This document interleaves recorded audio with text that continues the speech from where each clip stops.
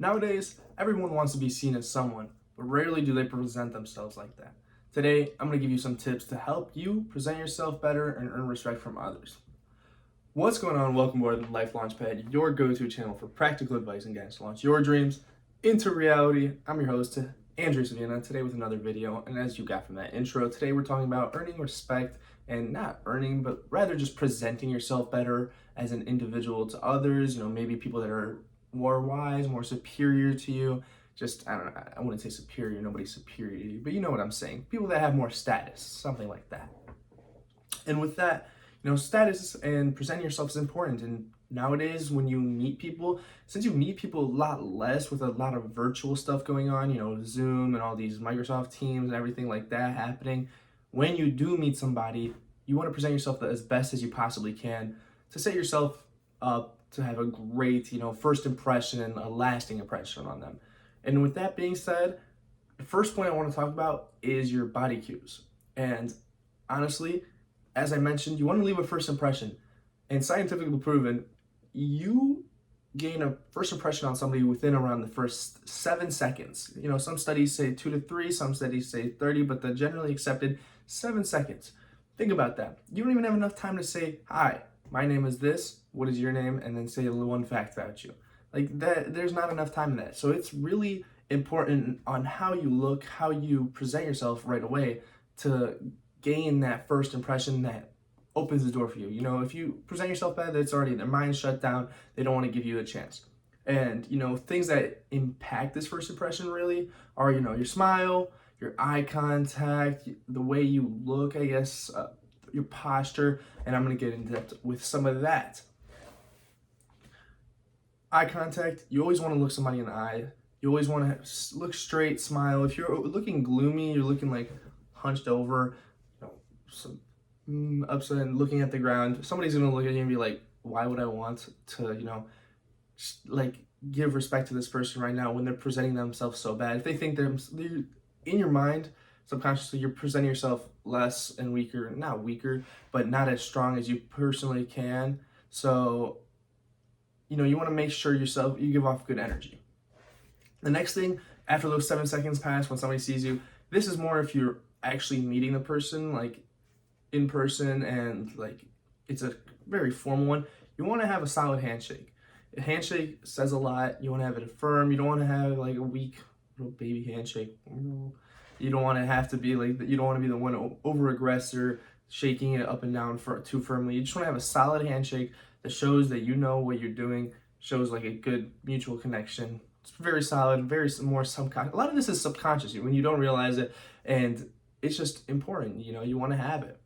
And last point I want to talk about body cues that really creates impression is staying still. A lot of people nowadays just have so a lot of people tap their feet. I used to tap my feet a lot until my mom told me to stop, so I stopped.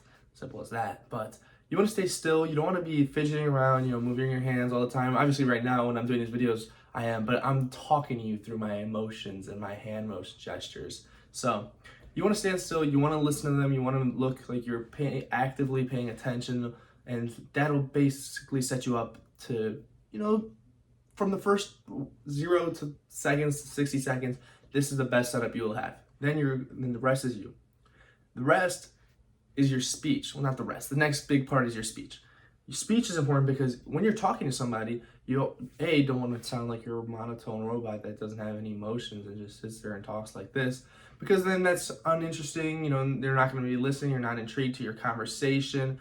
You also want to make sure, this one's big, if you're talking to somebody that has a lot more status, higher status, maybe a little bit higher in age than you, you want to make sure your vocabulary is qualified and fit for that conversation. You don't want to be talking with slang that you would be talking to your friends with. You don't want to mention stuff that only people in your age group would know, because that would just set them up and make if you're referencing stuff that they don't know and it's really informal, it's already a downside. They don't understand what's going on. Just put you in an awkward position, and you don't want that. You want to avoid as many awkward positions as possible. You want yourself to be set up and everything to go smoothly as it possibly can. And when you're doing this vocabulary speaking, you want to make sure you speak clearly.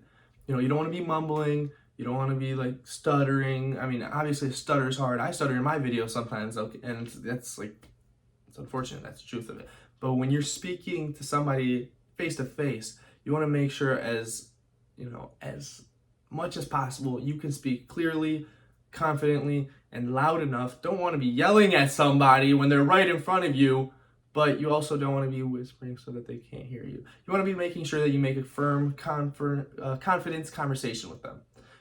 And then finally, this is a really big one that's more, I don't think it's talked enough about, but you want to listen more than you talk. Nowadays, not even nowadays, always, everybody loves to talk about themselves, but not as many people like to listen to other people talk about themselves. And this is important because when you think about it, if you're talking, you really can't learn that much from that. Like, there's not much you can learn. You can, obviously, there's some small things you can learn, but you can't learn from some information that you already know and are giving to others. On the other side, if you're listening to somebody, other people might have a lot more information than you, and especially if they're wiser, older, and they're higher ranks, higher status, they definitely have information that you could find useful and that you might need.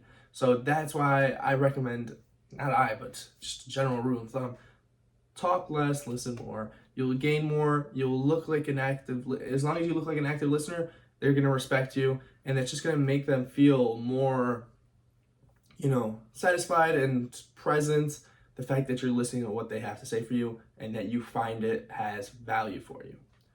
The final part of gaining respect and presenting yourself the best is dressing to impress.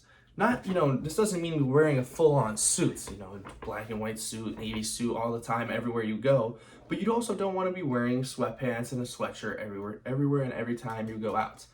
Like right now, I'm not wearing anything crazy. I'm wearing a short sleeve collar, button up, white shirt, chain, watch. And I mean, this is a pretty good outfit. I mean, it's nothing crazy, it's nothing too much, but it would be an alright acceptable outfit. It's not a hoodie, it's not just a Nike t-shirt or whatever.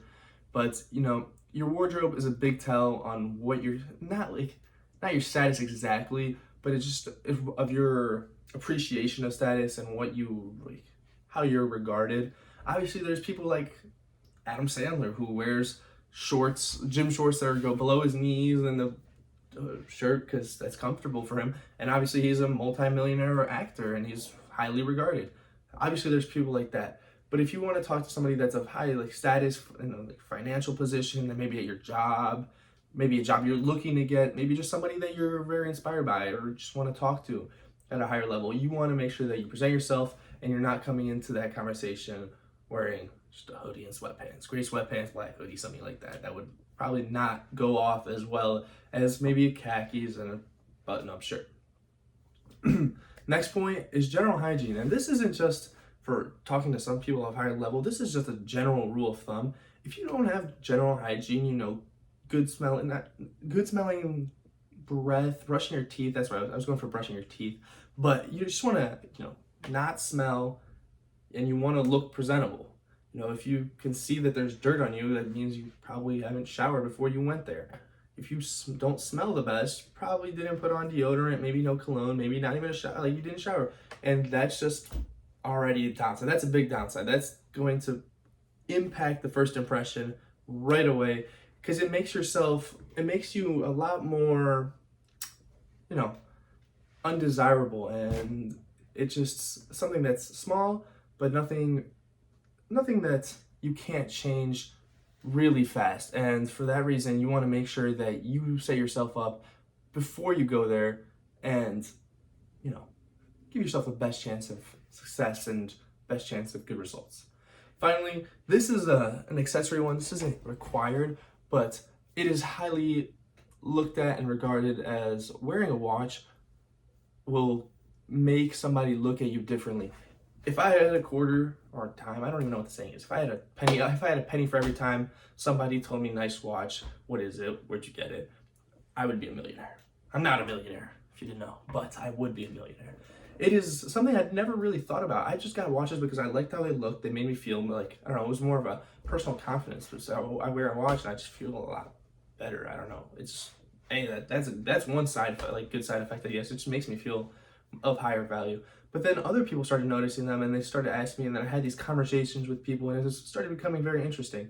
And it doesn't have to be anything expensive. People think of when you're wearing a watch that it's thousands of dollars. When I wear this, people are like, "Oh, is that a Rolex?" No, it's not. Rolex is like $10,000. I don't have that much money to spend on a watch.